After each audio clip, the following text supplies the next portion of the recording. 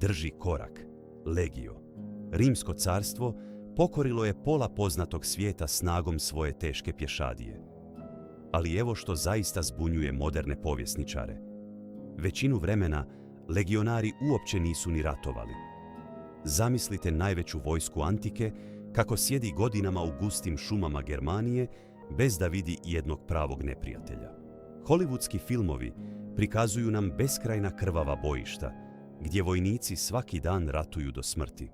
U stvarnosti, prema onome što nam pišu Polibije, Vegecije i Tacit, 90% rimske legionarske službe sastojalo se od dosadne rutine, blata i teškog fizičkog rada. Ovo zvuči apsurdno za elitne ratnike, ali upravo taj monotoni svakodnevni život činio je legije nepobjedivima. Postavlja se savršeno logično pitanje. Što su stotine tisuća naoružanih muškaraca radile kada nije bilo koga boriti? Odgovor će vas iznenaditi. Rimski zapovjednici brzo su shvatili da je vojska u mirnodopskim uvjetima opasna mješavina. Gomila dosadnih mladih vojnika s oštrim oružjem daleko je opasnija za državu od svakog vanjskog agresora. Stoga je zapovjedništvo osmislilo sustav potpune fizičke aktivnosti kako vojnici jednostavno ne bi imali energije za nevolju. Svaki radni dan u vojnom logoru počinjao je dugo prije zore. Zašto tako nevjerojatno rano, u doba apsolutnog mira bez prijetnje napada? Jer žestoka ljetna vrućina na južnim granicama carstva svaki je fizički rad činila fiziološki nepodnošljivim. Jutarnja prozivka i raspodjela zadataka odvijali su se u potpunom mraku, nakon čega se logor trenutno pretvorio u golemi pčelinjak aktivnosti. Odakle gledaš? Napiši svoju lokaciju u komentarima ispod. A ako si ovdje po prvi put, pretplati se odmah. Jer ono što ćeš upravo čuti jest priča koju je povijest pokušala prešutjeti, ali sjećanje nije dopustilo da umre. Zaboravite na svakodnevni višesatni trening oružjem kakav prikazuju moderni filmovi. Iskusni veterani redovito su održavali borbenu spremu, ali to je zauzimalo samo mali dio beskonačnog radnog dana. Većina njihovog vremena, prema Vegeciju i materijalnim nalazima iz rimskih logora, trošila se na održavanje ogromne infrastrukture vojnog logora, koji je u biti bio punopravni grad. Čišćenje latrina, popravak kožnih šatora, briga o konjima, sječa drva, sve je to zahtijevalo kolizalni napor tisuća snažnih muškaraca. Svaki legionar bio je vlastiti čistač, kuhar, drvosjekač i vješt majstor.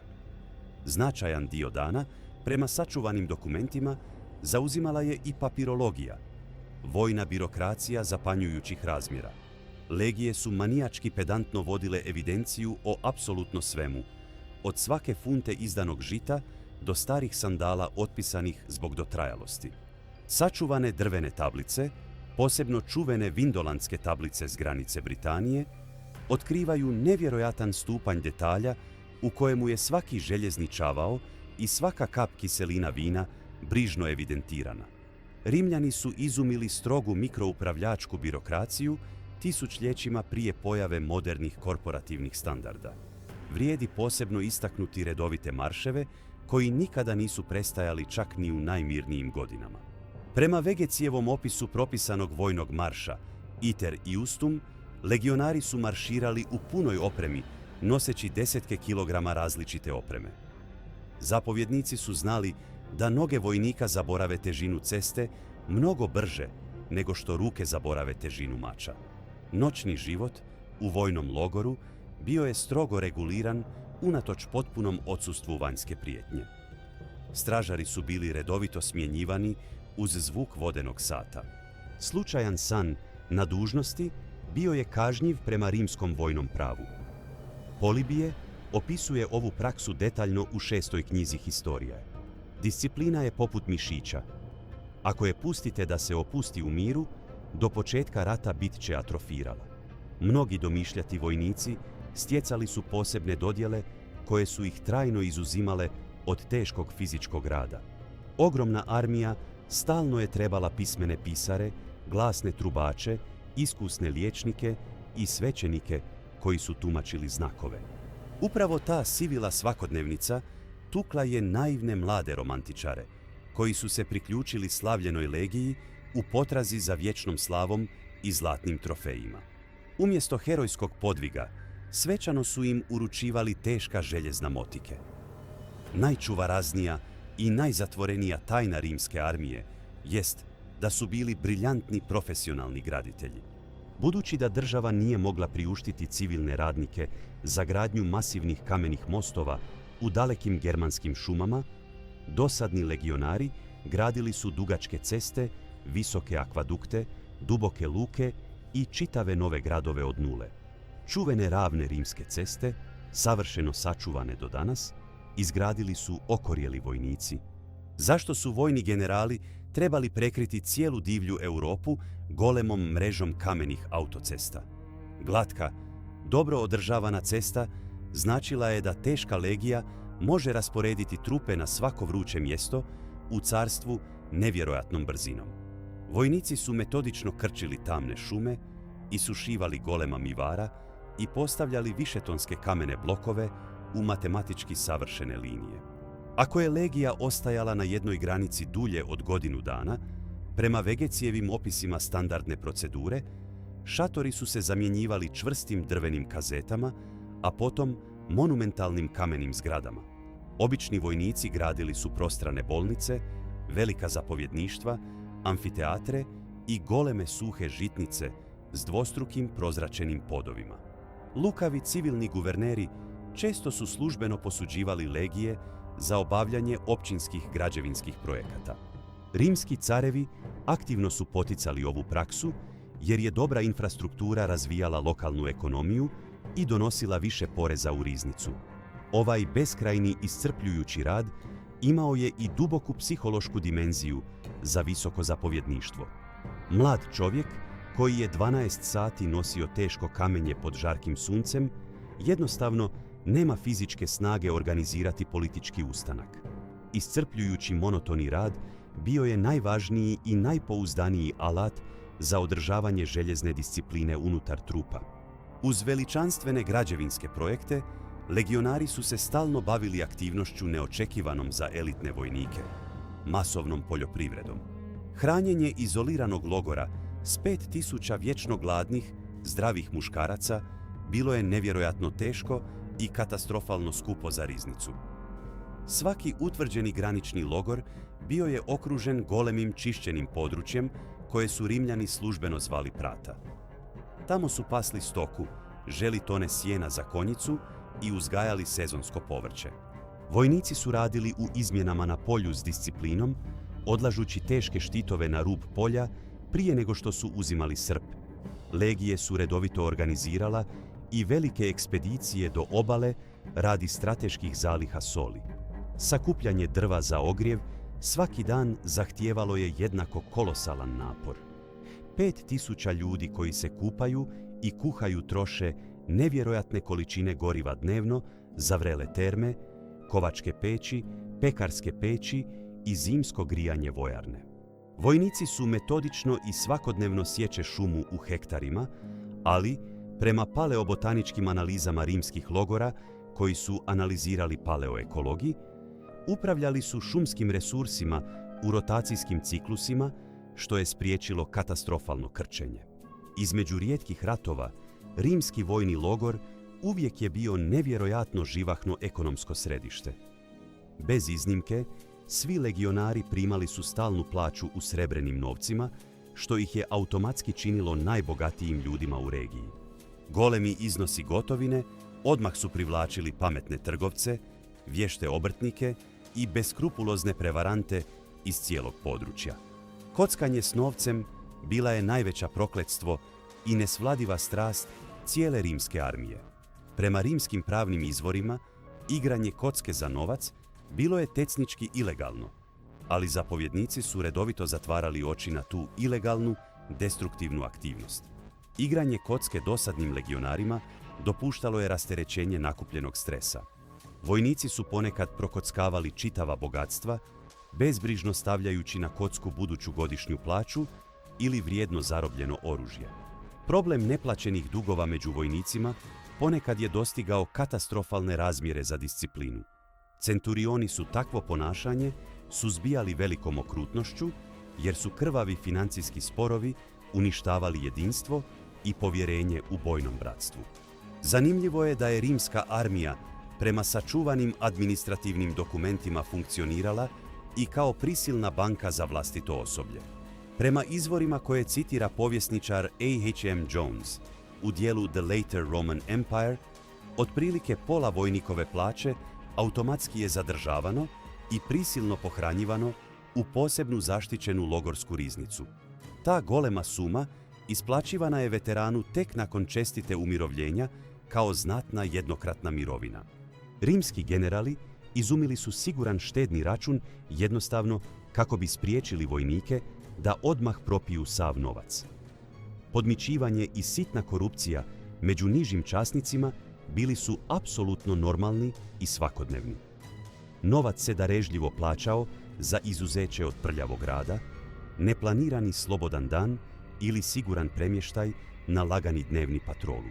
Unutar pješadijske jedinice za slobodnog vremena odvijao se i potpuno legalan mali obrtnik.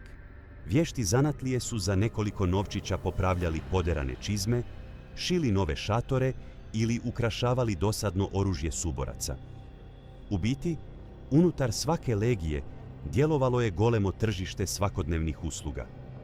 Osobito rijedak i nevjerojatno skup predmet u vojnikovim troškovima bila su pisma i privatne dostavljačke usluge. U golemom carstvu jednostavno nije postojala besplatna javna poštanska usluga. Paketi su se slali putem putujućih trgovaca za visoku naknadu. Arheolozi stalno pronalaze dirljiva pisma legionara, uključujući čuveno pismo iz vindolandskih tablica u kojemu vojnik moli za tople čarape i džeparac. Medicinska skrb u vojnom logoru imala je i svoju ekonomsku stranu. Prema izvorima poput Josipa Flavija, koji opisuje organizaciju rimskih logora, osnovna medicinska njega bila je sastavni dio vojničke usluge. Vojni liječnici, medici, bili su specijalizirana postrojba rimske armije. Permanentni logori imali su specijalizirane bolničke zgrade, valetudinarija, što je potvrđeno arheološki u Novaesiumu i Caerleonu. Kao rezultat, masivni vojni logor pretvorio se u potpuno zatvoreni samodostatni financijski ekosustav. Gotovina je cirkulirala od zapovjedništva do vojnika, zatim do trgovaca i od njih natrag do lokalnih carskih poreznih sakupljača. Legije nisu bile samo impresivna vojna sila. Bile su i najsnažniji pokretač čitave zaostale regionalne barbarske ekonomije. Prljavo civilno naselje zvano Canabae, što Rimljani opisuju u administrativnim dokumentima, nicalo je nevjerojatno brzo oko svakog stalnog rimskog logora. Razlog? Legija je bila najsigurnije mjesto u čitavoj nemirnoj regiji i glavni izvor ogromnih financijskih prihoda. Pametni trgovci, vješti zanatlije, vojnikove obitelji i svi koji su željeli zaraditi, gradili su domove odmah uz duboke vojarne jarke. Najtežije i najkontroverznije pitanje u odnosima s lokalcima uvijek su bile žene. Prema rimskom vojnom pravu, koje je kodificirano u Digesta, glavnoj kompilaciji rimskog prava, mladi legionari bili su službeno strogo zabranjeno vjenčanje sve do odsluženja pune 25-godišnje službe. Vlada je iskreno vjerovala da vojnik s obitelji postaje previše kukavičan i misli više o djeci nego o vojnoj dužnosti. Ali nemoguće je savladati moćnu ljudsku prirodu bilo kakvim strogim vojnim propisima. Vojnici su jednostavno počeli živjeti zajedno s lokalnim ženama.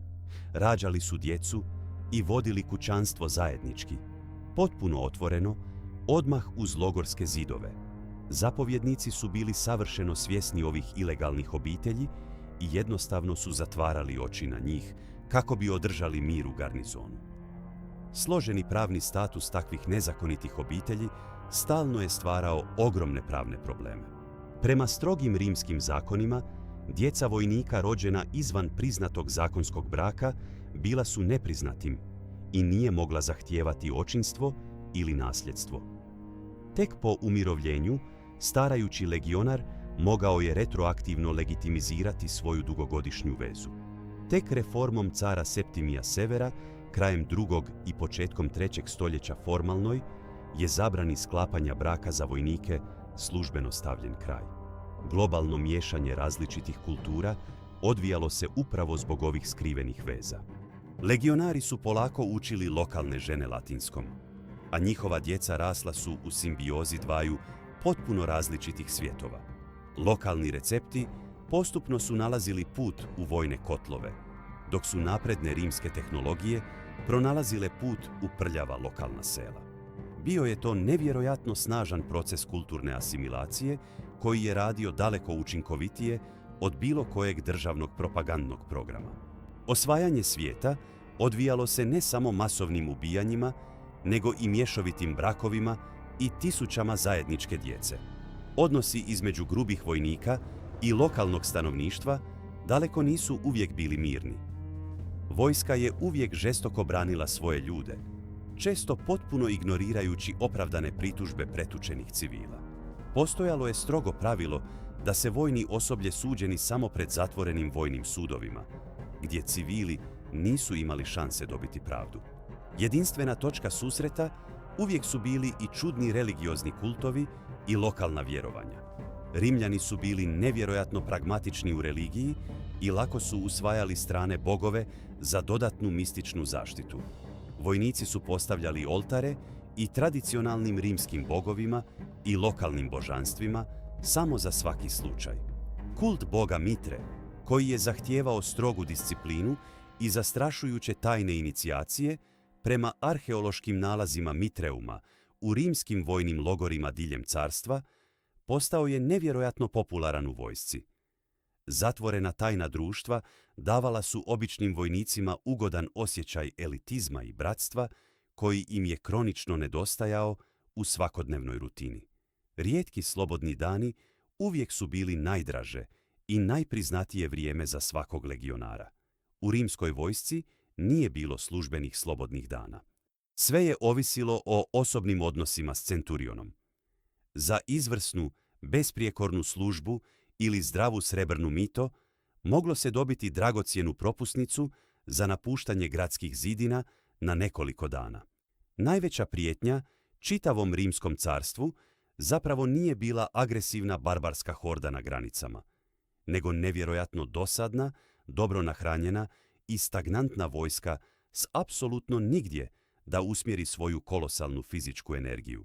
Prema svjedočanstvima antičkih pisaca, legije stacionirane predugo u mirnim provincijama počele su se nevjerojatno brzo kvariti. Beskonačna dosada tjera snažne vojnike da izmisle vlastite oblike zabave, koji su se vrlo često završavali pravom tragedijom. Masovne krvave tuče redovito su izbijale u logorima.